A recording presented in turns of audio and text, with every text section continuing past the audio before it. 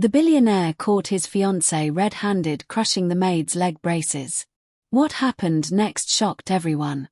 At first, everything seemed normal. The Calloway estate glowed under warm Savannah sunlight, silver trays clinked softly in the kitchen, and stacks of wedding invitations sat by the front door, ready to be mailed out to 200 guests.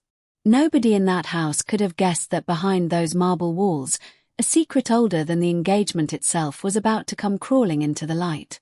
Nobody could have imagined that one moment of cruelty, caught at the worst possible second, would tear apart a wedding worth millions, expose a 5-year-old lie, and change 3 lives forever. It started like any other Tuesday morning. By sundown, nothing would ever be the same again. Hey friends, welcome back to the channel. Before we dive in, tell me in the comments, which country are you watching from today? I always love seeing how far this little community reaches. Today's story is one of the most emotional, twist-filled journeys we've ever told, about quiet strength, hidden pain, and a woman the world almost overlooked. Stay with me until the very end, because trust me, you will not see this one coming. Nobody in Savannah knew Naomi Carter's real story, and that was exactly how she liked it. Every morning at 5:45 a.m., before the sun had fully lifted itself over the moss-draped oaks lining Calloway Manor's long driveway, Naomi was already awake. She sat on the edge of her bed in the small guest cottage behind the main house, took a slow breath, and reached for the metal braces resting against the nightstand. She fastened the straps around her knees and calves the way she had done thousands of times before, click, click, click, until the familiar tightness settled into her legs like an old friend she'd learned to live with. 5 years ago, Naomi Carter used to run track behind her old high school just for fun on Sunday mornings. 5 years ago, she used to sprint through the grocery store parking lot to beat the rain to her car. 5 years ago, her legs simply worked, without thought, without effort, without the metal and leather and buckles that now framed them like a cage she had learned to call home. She didn't like to think about the accident. Not the screech of tires on Highway 17, not the flash of headlights that came out of nowhere on a rainy November night, not the sound of her own bones breaking in ways doctors later described as catastrophic. She had spent 8 months in hospitals and rehabilitation centers relearning how to stand, how to balance, how to simply exist in a body that no longer moved the way it used to. She remembered almost nothing about the driver who hit her. The police report said the car had swerved into her lane, clipped her sedan, and vanished into the night without stopping. A ghost. A hit-and-run that was never solved. What she did remember, vaguely, like a photograph left out in the rain, was the smell of expensive perfume drifting through her shattered window in the seconds after impact, and the glint of something gold and delicate catching the streetlight as a car door slammed somewhere far away. A bracelet, maybe. She had never been sure. Grief and trauma had blurred the edges of that night until she wasn't certain what was memory and what was imagination. What mattered now was Zoe. Naomi's daughter was 8 years old, with her mother's stubborn chin and her father's easy laugh. A father who had left before Zoe turned 2, unable to handle a wife who wasn't the same after the accident. Naomi didn't waste tears on him anymore. She had Zoe, she had 2 working hands, and eventually, after months of rejection letters and interviews that ended the moment employers saw her walk in, she had found something rare, a job that didn't care about her braces. Calloway Manor. Nathaniel Calloway, Nate, as the household staff called him, though never to his face without an invitation, had inherited the estate 2 years earlier from his mother, Eleanor Calloway, a woman Savannah still spoke of with a kind of reverence usually reserved for saints. Eleanor had built half her real estate empire from nothing, and quietly poured much of her fortune into a foundation for people with disabilities, something she never publicized, never turned into a press release. She simply believed that talent and worth had nothing to do with how a body moved. When Naomi applied for the housekeeping position at 32 years old, freshly fitted with her second set of braces and terrified of another rejection, it was Eleanor herself who interviewed her, though the older woman was already sick by then, thin and pale in a wheelchair of her own following a stroke. Eleanor had looked at Naomi's resume, looked at her braces, and simply asked, "Can you make a proper cup of sweet tea?" "Yes, Naomi had answered, startled. Then you're hired, Eleanor said. The rest, we'll figure out together. Eleanor passed away 8 months later, and Nate inherited not just the manor, but his mother's quiet promise to the small staff she'd assembled, people others had overlooked. Nate kept that promise carefully, if a little distractedly, given how consumed he was running Callaway Holdings, a real estate and technology empire worth more than most people could imagine. At 34, Nate was the kind of wealthy that made strangers nervous and employees loyal. He drove his own truck instead of hiring a driver most days. He remembered the names of every gardener's children. And when Naomi had first started, terrified she'd be let go the moment her braces slowed her down, Nate had simply told her, "My mother trusted you. That's good enough for me. Take whatever time you need." For 2 years, Naomi had built a quiet, steady life inside those gates. She polished silver in the mornings while Zoe was at school. She hummed old gospel songs while she dusted the portrait gallery. She had come to love the enormous house not for its wealth, but for the strange, unexpected kindness it had shown her when the rest of the world hadn't. Then Vanessa Sinclair arrived. Vanessa was 33, stunning in the effortless way that only came from a lifetime of the right doctors, the right stylists, and the right last name.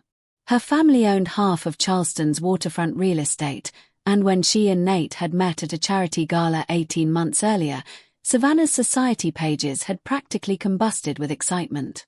Nate proposed on a Tuesday in the rose garden Eleanor had planted decades before. The wedding was set for the spring, 200 guests, a string quartet, a dress reportedly worth more than Naomi's entire yearly salary. To Nate, Vanessa was warm, witty, endlessly charming at dinner parties. To the staff, she was something else entirely. Naomi noticed it first in small things. The way Vanessa's smile vanished the instant Nate left a room. The way she snapped her fingers at the younger maids instead of using their names. Though she'd memorized every one of Naomi's colleagues within a week, everyone's, except Naomi's. The way her eyes, cool and assessing, would drop to Naomi's braces during dinner service and linger there a beat too long, as if doing some silent calculation. It was a Tuesday, 3 weeks before the wedding, when Naomi first felt something colder than dislike in that stare. She was setting the table in the east dining room, moving carefully across the polished floor, when she looked up and found Vanessa watching her from the doorway. Not glancing. Watching. The way a person watches something they're trying to place, trying to remember, trying to decide if it's dangerous. "You've been here a while," Vanessa said finally, her voice smooth as silk over ice. 2 years this June, Naomi answered, keeping her tone pleasant, professional. Vanessa's gaze flicked once more to the metal braces beneath Naomi's uniform skirt. Something unreadable passed behind her eyes, something that looked, for just a fraction of a second, like fear. "Careful with those stares," Vanessa said, and walked away without explaining what she meant. Naomi stood there a moment longer than she needed to, an odd chill crawling up the back of her neck, though she couldn't have said why. She had no idea, standing in that sunlit dining room with silver forks in her hands, that the woman who'd just walked away held the answer to the worst night of her life, and that in 3 short weeks, the whole world was going to find out. Naomi told herself she was imagining things. That was easier than the alternative. Over the following 2 weeks, the wedding preparations swallowed Callaway Manor whole. Florists arrived with sample arrangements. A wedding planner named Delphine marched through the halls with a clipboard and a headset, barking orders about seating charts and cake tastings. Nate, buried under both the wedding and a massive company merger, was rarely home before 9 at night, leaving Vanessa largely in charge of the household during the day, a shift in power the staff felt immediately. Vanessa began rearranging things. Small things, at first. She had Eleanor's old reading chair moved out of the sunroom and into storage, replacing it with a modern white chaise that matched nothing else in the house. She let go of 2 part-time gardeners without consulting Nate, citing budget efficiency, though everyone knew the Callaway fortune didn't need trimming. She began referring to the manor as "my house" in front of guests, a slip that made the older staff exchange careful glances. Naomi kept her head down and did her work. She'd learned a long time ago that survival, for people like her, often meant becoming invisible in all the right moments and indispensable in all the others. She made sure the sweet tea was always ready before Nate got home. She made sure Eleanor's rose garden, the one part of the estate Vanessa hadn't yet touched, stayed exactly as it had always been. In a strange way, tending those roses felt like tending Eleanor's memory, and Naomi took a quiet pride in it that nobody else understood. It was in that garden, on a warm Thursday afternoon, that the first real crack appeared. Naomi was kneeling by the trellis, clippers in hand, when she heard raised voices drifting from the terrace above. She couldn't make out every word, but she recognized Nate's tone, controlled but tense, a register she'd rarely heard from him. "Can't just fire people without telling me, Vanessa. I'm trying to help you run this place, Nate. Some of these people are relics from your mother's little charity project. It's not a shelter. It's our home." "They're not a charity project. Naomi's one of the best employees my mother ever hired." A pause. Naomi's hands stilled on the clippers. "That maid," Vanessa said, her voice dropping into something quieter, sharper, "makes me uncomfortable. The way she moves. The way she watches people. I don't like it." "She's disabled, Vanessa. Not dangerous." "I didn't say dangerous," Vanessa snapped. "I said uncomfortable." Naomi sat frozen among the rosebushes, her heart pounding in a way that had nothing to do with the savannah heat. She wasn't sure what unsettled her more, the cruelty in Vanessa's words or the strange edge of panic underneath them, as if Vanessa wasn't simply irritated by Naomi's presence, but afraid of it. That night, unable to sleep, Naomi found herself standing in front of the small mirror in her cottage bathroom, staring at her own reflection the way she rarely allowed herself to anymore. She thought about that rainy November night 5 years ago. The screech of brakes. The flash of headlights. The smell of perfume drifting through broken glass. She'd caught the scent of that same perfume on Vanessa exactly 9 days ago, passing her in the hallway. She told herself it was a common brand. Expensive women in Savannah probably all wore the same 3 perfumes from the same 2 boutiques on Broughton Street. She told herself grief made people see ghosts everywhere, connect dots that led nowhere, because 5 years of unanswered questions could make anyone a little unwell in the head. But sleep didn't come easily after that. 2 days later, Naomi was polishing the frames in the upstairs hallway, a task she usually enjoyed, since it meant time alone with Eleanor's old photographs, decades of Calloway family history lining the walls.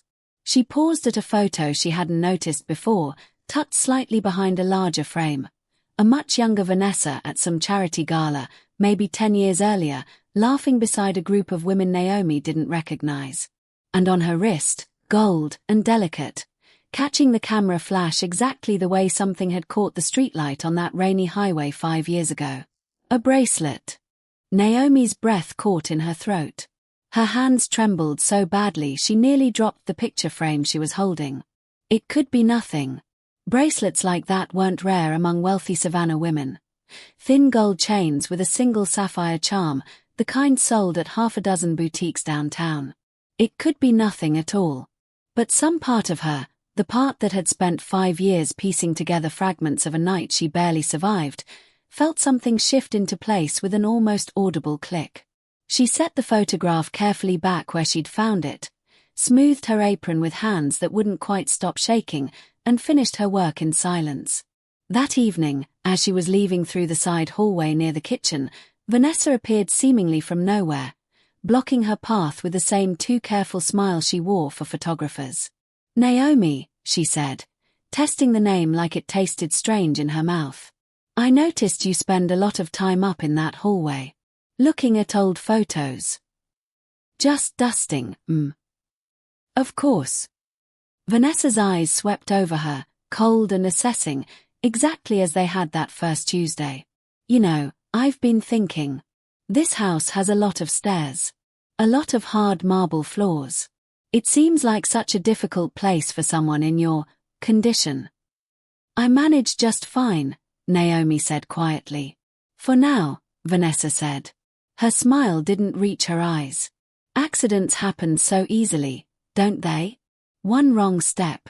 One little malfunction with those braces of yours. It could all change so fast. She walked away before Naomi could respond, heels clicking sharply against the marble, leaving Naomi standing alone in the hallway with her pulse hammering and an ice-cold certainty settling into her chest. That wasn't concern in Vanessa's voice. That was a warning.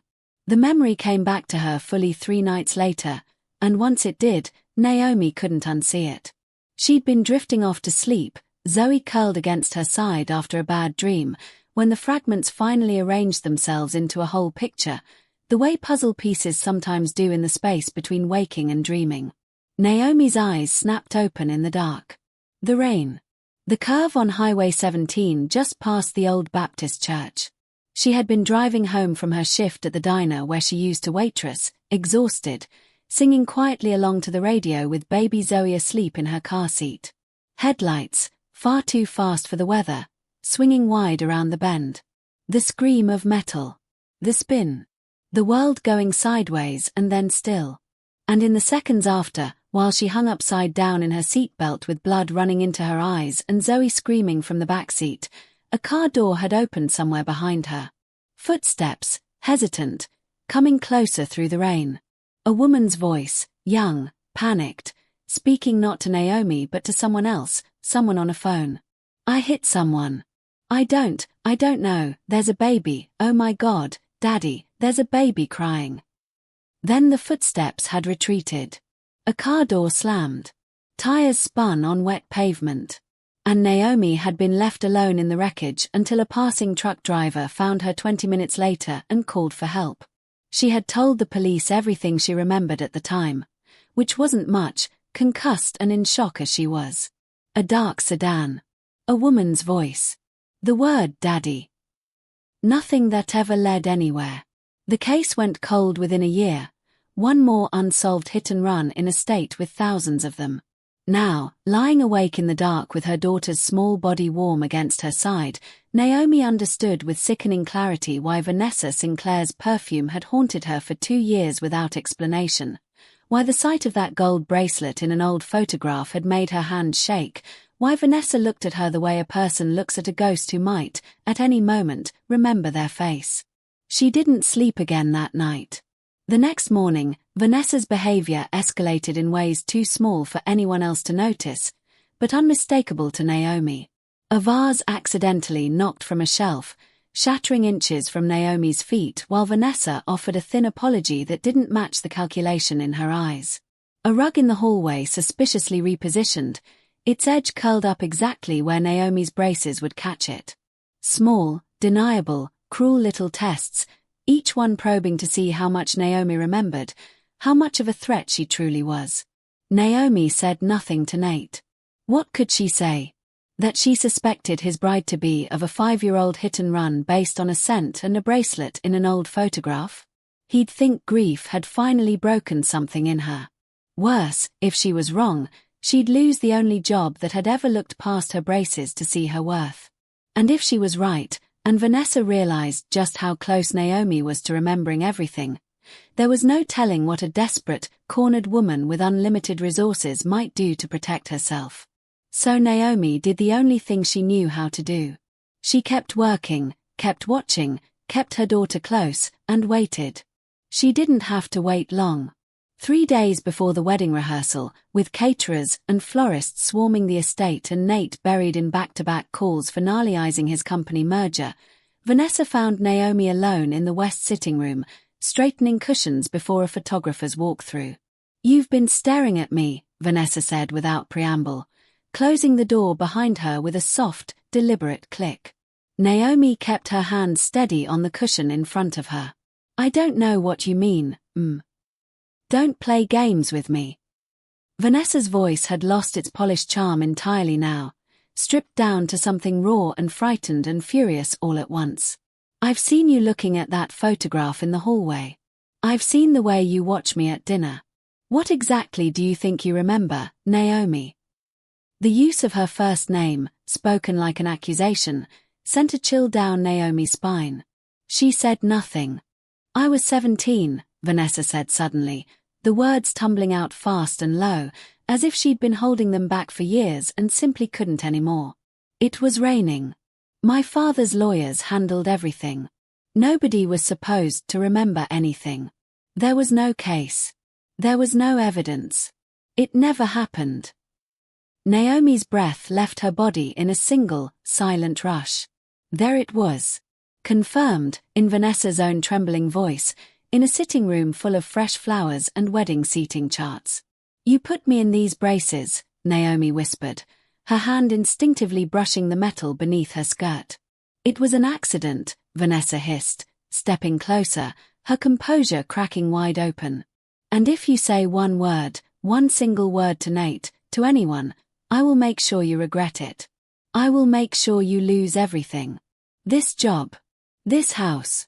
Everything you've built for that little girl of yours. Do you understand me? Naomi looked at the woman in front of her, beautiful, terrified, cornered by a truth she'd spent 5 years burying under money and silence, and for the first time since the accident, felt something steadier than fear settle into her chest. I understand you perfectly, Naomi said quietly. Vanessa's eyes narrowed, searching Naomi's face for any sign of what she'd do next. She didn't find an answer. And that, more than anything, seemed to frighten her most of all. Naomi barely slept that night, turning the confrontation over in her mind like a stone worn smooth from handling. Part of her wanted to march straight to Nate the moment he walked through the door, lay the whole truth on the table, and let the chips fall where they may. But another part of her, the part shaped by 5 years of hard-won survival, knew better than to move too fast against a family with the Sinclair's money and lawyers. She needed proof. Something beyond a whispered confession no one else had heard. She decided to write everything down that night. Dates, details, the exact words Vanessa had used, locking the notebook in the small fireproof box she kept for Zoe's birth certificate and Naomi's own hospital records from the accident. If anything happened to her, there would at least be a trail. She didn't realize, as she tucked that notebook away, that Vanessa was already unraveling 3 rooms over, pacing the length of her enormous closet with a glass of wine shaking in her hand, convincing herself with every step that Naomi Carter was a bomb that could detonate her entire future, and that bombs, in Vanessa's experience, were things you diffused before they went off. The next afternoon, Nate left for Atlanta on a same-day business trip, a merger detail requiring his signature in person. The house emptied out slowly as the wedding planner and her army of assistants departed for the evening, leaving only a skeleton staff behind. Naomi stayed late finishing linens for the rehearsal dinner, working alone in the East Wing long after the other maids had gone home to their families. She was crossing the main hallway near the grand staircase, arms full of pressed tablecloths, when Vanessa stepped out from the shadow of the library doorway, blocking her path. We need to finish our conversation, Vanessa said, and there was something different in her voice now. Not the cold control of before, but something frayed and unpredictable, a woman who'd spent the day drinking and spiraling instead of thinking clearly. I have nothing more to say to you, Naomi said, trying to step around her. Vanessa's hand shot out, gripping Naomi's arm hard enough to bruise. You will listen to me. This wedding happens in 3 days. 3 days. Naomi. Whatever guilt you think you're owed, whatever little fantasy of justice you're building in that head of yours, it dies here, tonight, or I promise you, so does your job, your home, everything. Let go of me, Naomi said, and the tablecloth slipped from her arms as Vanessa shoved her, hard, toward the staircase landing. Naomi's braces, built for stability rather than sudden movement, caught wrong on the marble floor. She went down hard onto the rug at the top of the stairs, pain shooting up through her left knee where the metal brace twisted beneath her. For one terrible moment, Naomi thought she might tumble down the entire staircase. She grabbed the banister just in time, catching herself, her heart slamming against her ribs. And that was when Vanessa, some dark, panicked instinct taking over completely, knelt down over her. Maybe it needs to happen again, Vanessa whispered, gripping the metal brace along Naomi's knee with both hands, pressing down with a strength born of pure terror rather than calculation, twisting at the joint with a grinding, metallic groan. Maybe if you can't even walk in this house, you'll finally understand you don't belong in it. Naomi cried out, pain lancing up her leg as the brace's frame bent under Vanessa's grip, one of the buckles snapping loose. She grabbed at Vanessa's wrists, trying to pull the woman's hands away, but Vanessa's panic had turned into something almost feral, her fingers digging into the metal like she could somehow crush the evidence of what she'd done 5 years ago along with the brace itself. Neither woman heard the front door open downstairs. Neither heard the quick, familiar footsteps crossing the marble entryway, cut short an hour early when Nate's Atlanta meeting had wrapped faster than expected. Vanessa. His voice cracked through the hallway like a gunshot. Vanessa froze, hands still locked around the bent metal brace, Naomi gasping in pain beneath her on the rug. Nate stood in the doorway of the grand hall, briefcase still in hand, his face draining of all color as he took in the scene above him on the landing. His fiancée, on her knees, deliberately crushing the leg brace of the woman his mother had hired with her own dying breath, while that woman cried out in pain and fear. "What?" Nate said slowly, each word dropping like ice into the silence. "Are you doing?" Vanessa scrambled backward, releasing Naomi's brace so abruptly that Naomi's leg buckled sideways, sending fresh pain shooting up through her hip. "Nate, it's not. She fell. I was helping her." "Don't." Nate was already taking the stairs 2 at a time, dropping his briefcase somewhere behind him, kneeling beside Naomi with a gentleness that stood in violent contrast to the fury tightening every line of his face. "Naomi. Naomi, look at me. Are you hurt? Can you feel your leg?" "I'm okay," Naomi managed, though tears of pain and shock were sliding freely down her face now. "I'm okay, Mr. Calloway." Nate's eyes lifted to Vanessa, who stood frozen at the top of the stairs, her perfect composure shattered into something raw and cornered. "I saw you," Nate said, his voice shaking now, not with fear but with a rage so controlled it was almost worse than shouting. "I saw exactly what you were doing to her." "You don't understand," Vanessa said, her voice climbing toward panic. "There's something you don't know." "Then you're going to tell me," Nate said, gathering Naomi carefully into his arms to lift her away from the stairs, away from Vanessa entirely, "every single thing I don't know. Tonight. And it had better be the truth, Vanessa, because I promise you, I am done believing you by default."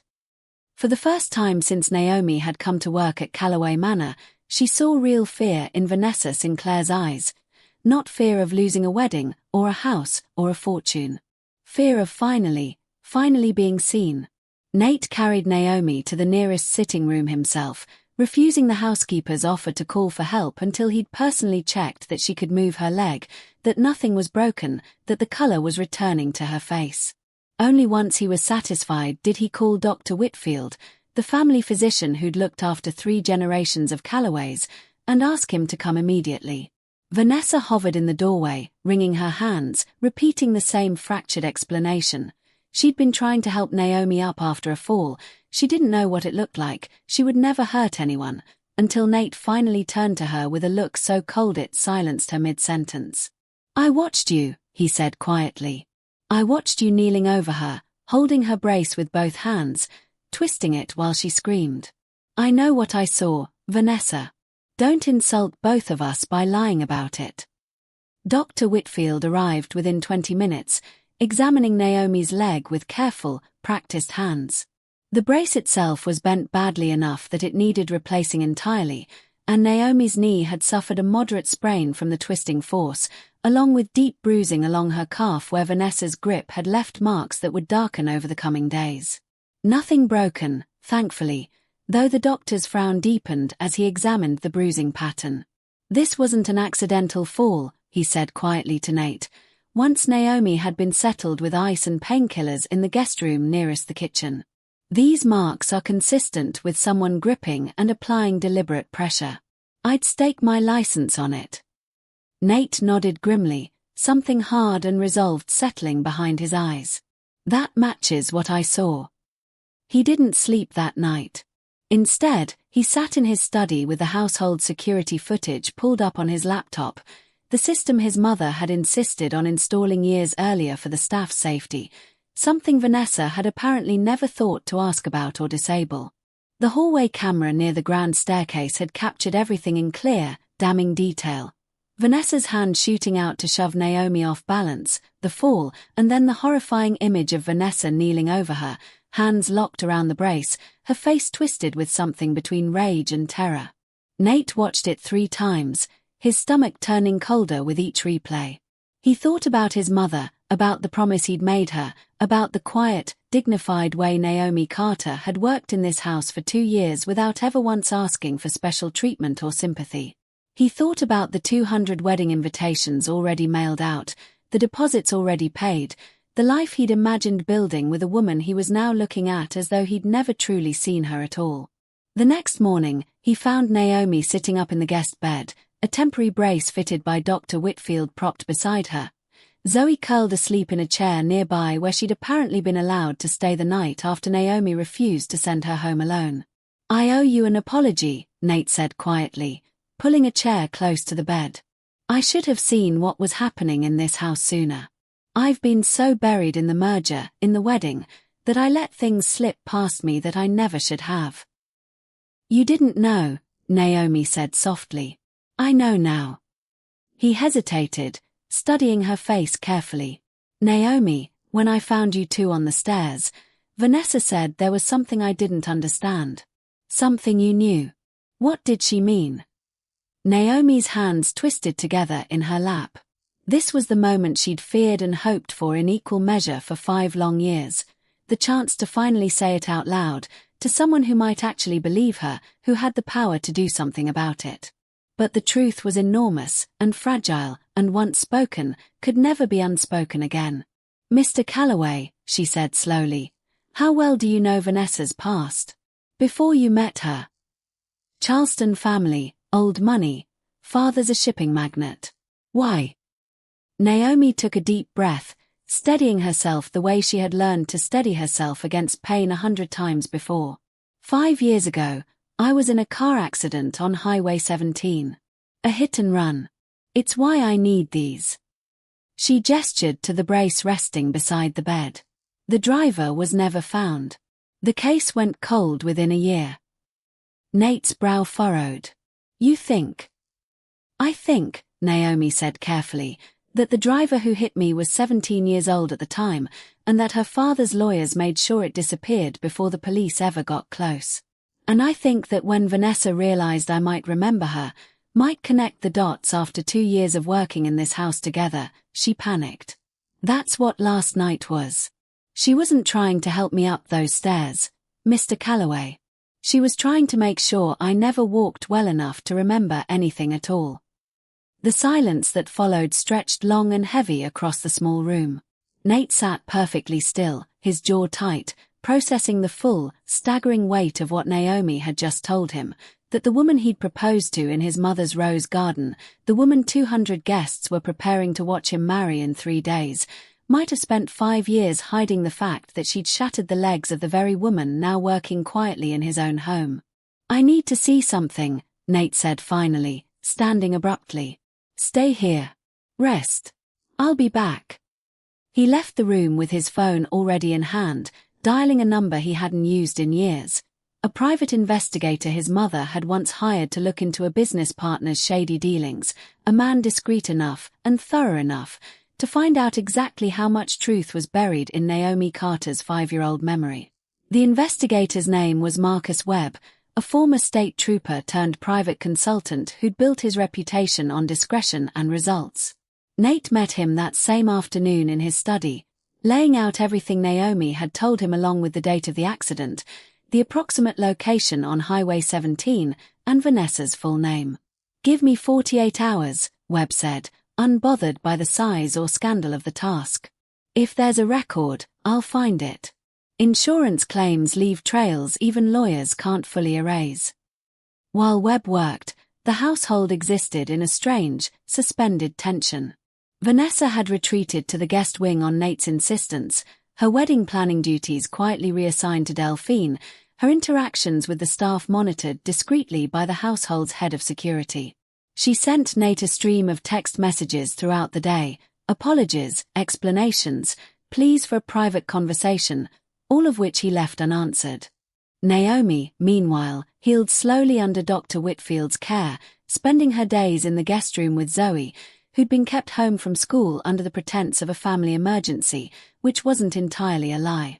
The other household staff, once word quietly spread through the kitchen grapevine about what had happened on the stairs, rallied around Naomi in ways that brought tears to her eyes more than once, the cook sending up her favorite peach cobbler, the head gardener leaving a small bouquet of Eleanor's roses on her nightstand, Delphine herself stopping by to check on her despite having never spoken more than a few words to Naomi before.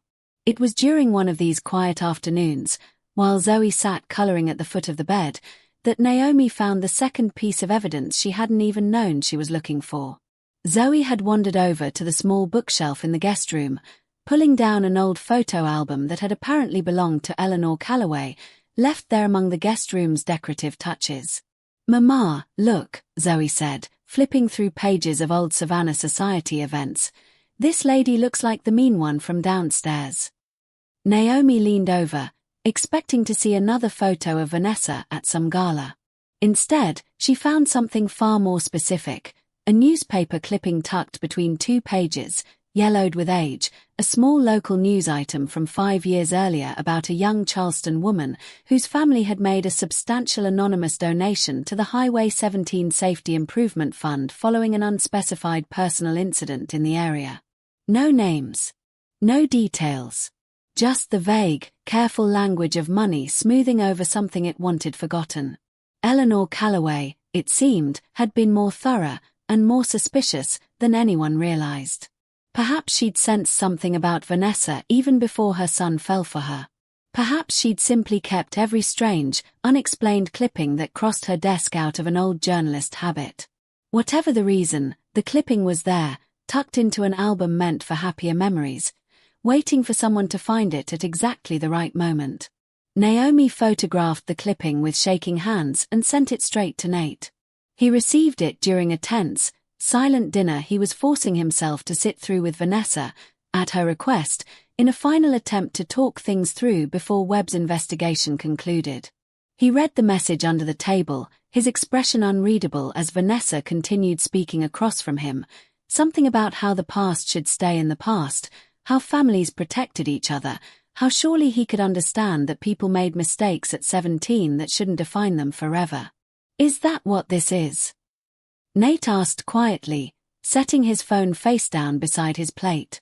"A mistake at 17. Vanessa's fork paused halfway to her mouth. "Nate.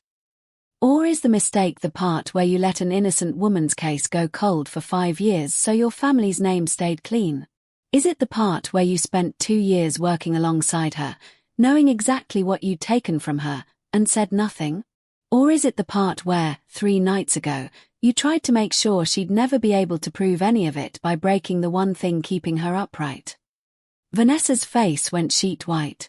"How do you?" "I have a private investigator confirming everything as we speak," Nate said, his voice dangerously calm. "I have security footage of what you did on those stairs. And I just received a newspaper clipping my mother apparently kept for 5 years, about a mysterious donation to a highway safety fund right around the time Naomi's accident happened and went unsolved. Do you understand how this looks, Vanessa? Do you understand what you're facing?" Vanessa's composure finally, completely shattered. Tears spilled down her carefully made-up face, mascara streaking in dark lines she didn't bother wiping away. "I was a kid, Nate. I was 17 and terrified, and my father handled everything before I even understood what was happening. By the time I was old enough to do anything about it, it felt like it was too late, like there was no right way to fix it anymore. And then she just appeared. In your house. Working for your family. I thought I'd left it behind me forever, and then there she was every single day, this constant reminder of the worst thing I ever." "Stop," Nate said, standing abruptly, his chair scraping loudly against the floor. "I don't want to hear about your guilt right now, Vanessa. I want to hear about Naomi's 5 years of surgeries and rehabilitation. I want to hear about her daughter growing up with a mother who couldn't run after her on the playground. I want to hear about the 2 years she worked in this house, grateful for a job that treated her like a human being, never once suspecting the woman terrorizing her was the same one who put her in those braces to begin with.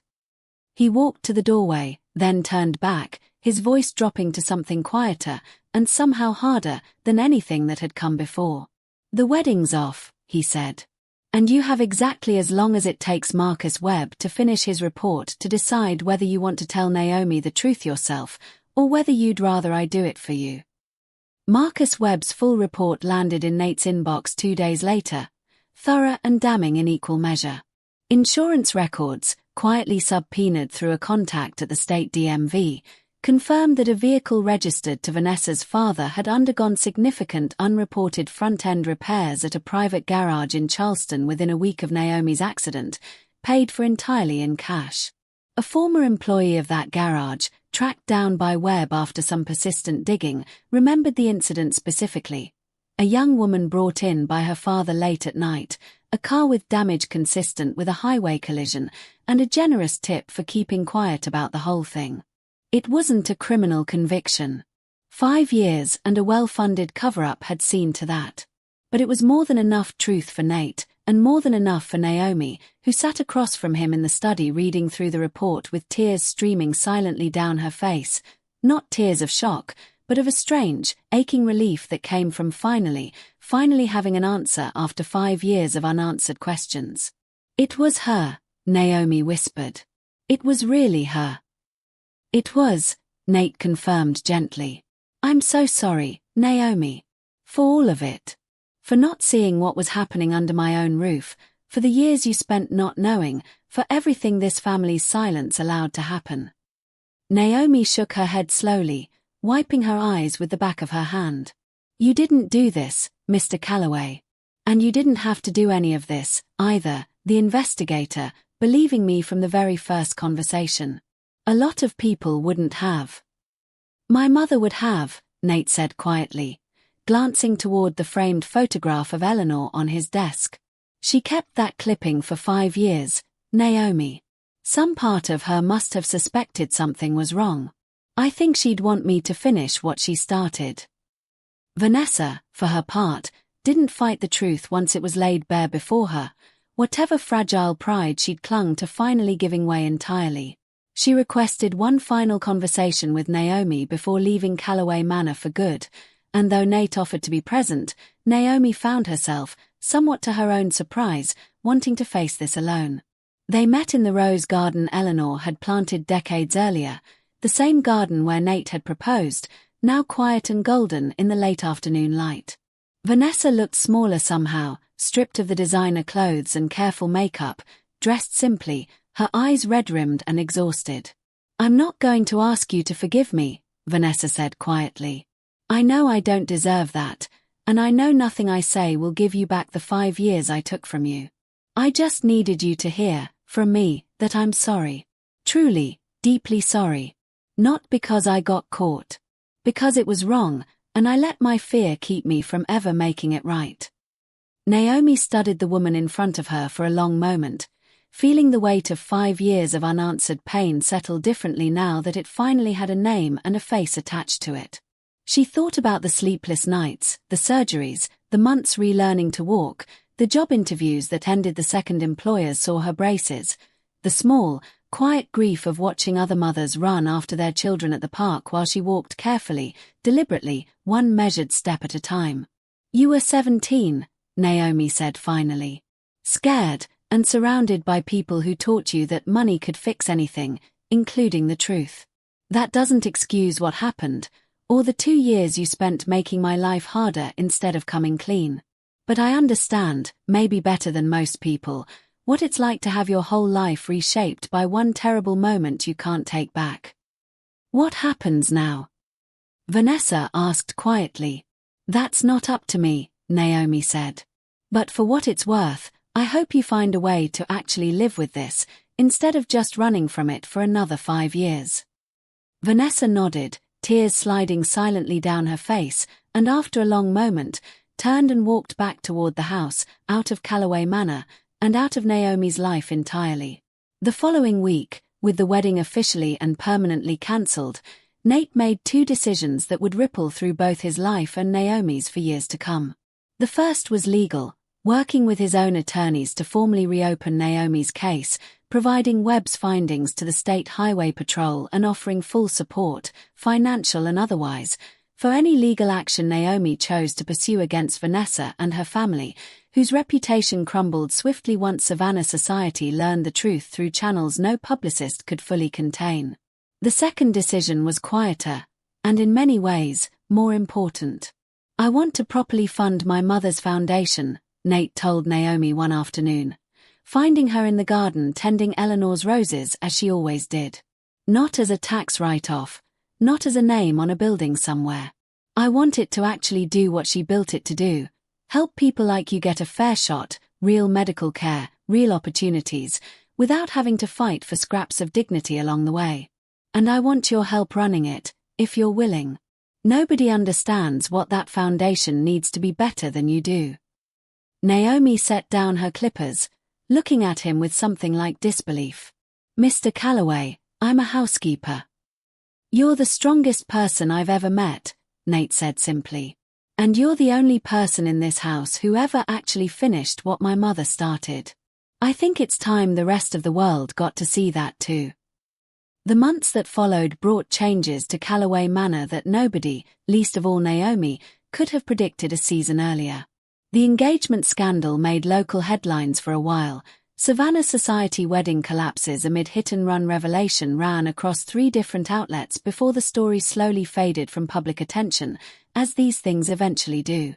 Vanessa's family, facing both public scrutiny and Naomi's newly reopened legal case, quietly settled out of court for an amount neither party ever disclosed, though Naomi later put a significant portion of it toward Zoe's college fund and the remainder toward founding a small scholarship for young people navigating life with disabilities, something she named quietly, without fanfare, Eleanor's Promise.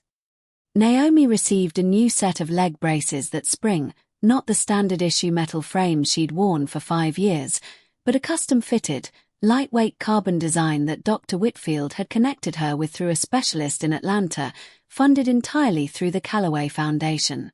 The first time she walked in them, crossing the length of the manor's grand hallway without the familiar heaviness dragging at each step, she'd had to stop halfway across, overwhelmed by a feeling she hadn't let herself fully feel in 5 years, not just relief, but hope.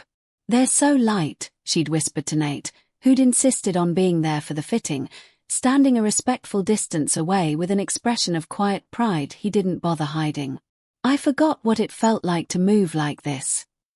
Zoe, now 9, had taken to calling the foundation's new offices, a bright, sunlit wing added onto the east side of Calloway Manor, fully wheelchair and mobility device accessible from the ground up, Mama's building, with a pride that made Naomi's chest ache every time she heard it. Naomi had accepted Nate's offer to help run the foundation part-time at first, still cautious, still half expecting the arrangement to fall apart the way so many good things in her life had before. But as the weeks passed and the foundation began funding real, tangible things, adaptive equipment for children who couldn't afford it, job placement programs specifically designed to look past disabilities the way Eleanor once had, small grants for single parents navigating medical bills after accidents like her own, Naomi began to understand that this wasn't temporary charity. It was purpose. Not every part of the transition was easy. Some of the household staff, awkward with the sudden shift in Naomi's role, weren't quite sure how to treat a former colleague who now sat in meetings discussing 6-figure grants. A few Savannah society families, loyal to the Sinclairs out of old friendship, made pointed comments at events about opportunists and housekeepers playing philanthropist. Naomi heard about most of these comments secondhand and let them roll past her the way she'd learned to let a lot of things roll past her over the years. She hadn't survived a hit-and-run, 5 years of surgery, single motherhood, and a fiancé's attempted cover-up just to be rattled by gossip at a garden party. What mattered more, in the quiet moments that made up most of her days, was watching Zoe run freely through the foundation's new accessible playground. One of the first projects Naomi had championed, designed so children with and without disabilities could play side by side without a single barrier between them. What mattered was the letters that began arriving at the Foundation's small office within months of opening, from families across Georgia and South Carolina, thanking them for equipment that let their children walk for the first time, for grants that covered a surgery insurance wouldn't touch, for a program that finally saw them as more than a diagnosis. Nate, for his part, found himself changed in ways he hadn't fully anticipated either. The merger he'd once considered his life's biggest priority closed quietly that summer, successful but strangely unmemorable next to the work happening in the East Wing of his own home. He began spending more time in the Foundation's offices than his own corporate headquarters, learning names, learning stories, understanding in a way he never quite had before just how much his mother's quiet, unpublicized generosity had actually meant to the people it touched. "I used to think I was honoring her by keeping the business running," he admitted to Naomi one evening, the two of them reviewing grant applications together in the Foundation's small conference room, the last light of a Savannah sunset spilling gold across the table between them.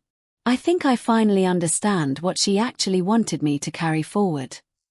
Naomi looked up from the stack of applications in front of her, a young man in Macon who needed a specialized wheelchair for competitive basketball, a little girl in Columbia whose family couldn't afford a single flight of accessible stairs, and felt, for the first time in 5 long years, like the worst night of her life had finally, somehow, been given a purpose worth the pain it took to get there. "She'd be proud," Naomi said quietly. "Of both of us, I think."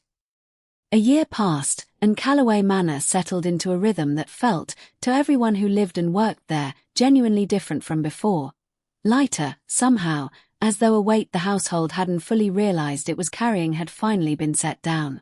Naomi's role at Eleanor's Promise Foundation grew steadily, from part-time coordinator to full director of programs, a title she still sometimes said aloud to herself in disbelief when she was alone in her office, the same office that had once been a spare sitting room she used to dust twice a week.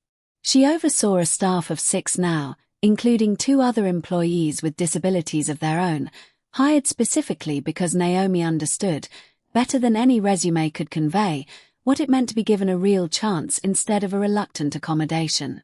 The foundation had expanded well beyond Savannah by then, funding accessible playgrounds in 4 states, partnering with hospitals to provide adaptive equipment grants, and running a mentorship program that paired newly disabled adults, people freshly navigating the kind of world-altering diagnosis or accident Naomi knew intimately, with mentors who'd walked, or wheeled, or braced their way through that same disorienting first year and come out the other side. Naomi mentored 3 people herself that year, meeting with them over coffee, answering 3 a.m. text messages during the hardest nights, reminding them, the way she wished someone had reminded her, that grief for the body you used to have could exist alongside real, genuine hope for the life you were building now. Zoe, 10 years old and fiercely proud of her mother in the unguarded way only children can be, had taken to introducing Naomi at school events as "my mom." She runs a whole foundation, with a level of confidence that occasionally embarrassed Naomi and always, secretly, delighted her. The bullying Zoe had quietly endured years earlier from a classmate who'd mocked her mother's braces had stopped entirely, replaced instead by other children asking curious, kind questions Naomi was always happy to answer. Nate remained closely involved with the foundation, though he'd carefully, deliberately kept a respectful distance in his relationship with Naomi, aware of how easily gratitude and proximity could be misread, and unwilling to complicate what had become, quite simply, one of the most important working partnerships of his life.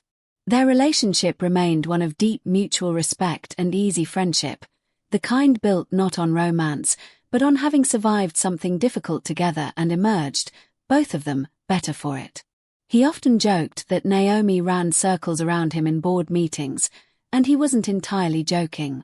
The old rose garden, once tended quietly by Naomi as a private tribute to Eleanor's memory, had been officially renamed Eleanor's Garden and opened to the public twice a month, hosting foundation fundraisers and community events beneath the same blooms Eleanor had planted decades earlier. It had become, in the year since the scandal that once threatened to define the estate's reputation, something closer to what Eleanor Callaway had always quietly hoped her family's fortune might become. Not just wealth, but genuine, lasting help for people the rest of the world too often overlooked. Vanessa, for her part, had left Savannah entirely, relocating to a smaller life in another state, out of the public eye that had once seemed to define her entire existence. Naomi heard, second-hand and without much interest one way or the other, that she'd begun volunteering with a highway safety non-profit. Whether out of genuine remorse or careful reputation management, Naomi couldn't say, and had long since stopped spending energy wondering. She'd made her peace with that chapter the day she walked out of Eleanor's rose garden, and she intended to keep it that way. On the one-year anniversary of the day Nate had walked in and found Vanessa kneeling over her on the staircase, a day Naomi had once assumed would haunt her forever, and instead had slowly transformed, month by month, into something closer to a turning point than a tragedy. The foundation held its largest fundraising gala yet, filling the manor's grand hall with donors, families, and children the foundation had helped over the past 12 months. Naomi stood at the top of the same staircase where everything had changed, watching the room below fill with laughter and light, her new braces light and steady beneath her formal dress, Zoe dancing somewhere in the crowd with a group of other children, some in wheelchairs, some using canes, all of them simply, joyfully, being kids. She thought, standing there, about the woman who'd once knelt on this exact spot trying to break her, and about the strange, unpredictable way that the very worst moment of her adult life had ultimately cracked open a door she never even knew existed.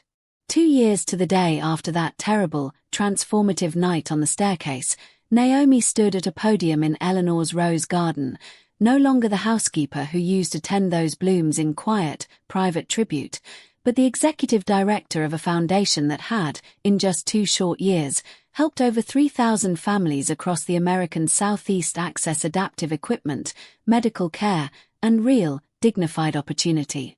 She looked out at the crowd gathered for the foundation's 2nd anniversary celebration. Donors in evening were standing shoulder to shoulder with families the foundation had helped, children who'd received their first proper wheelchair through the program racing happily across the accessible garden paths Naomi herself had helped design. Nate stood near the back, as he often did at these events now, content to let Naomi take the lead on the work that had become, in every sense that mattered, hers. Zoe, 11 now and taller than Naomi liked to admit, stood proudly beside her mother at the podium, having insisted on introducing her.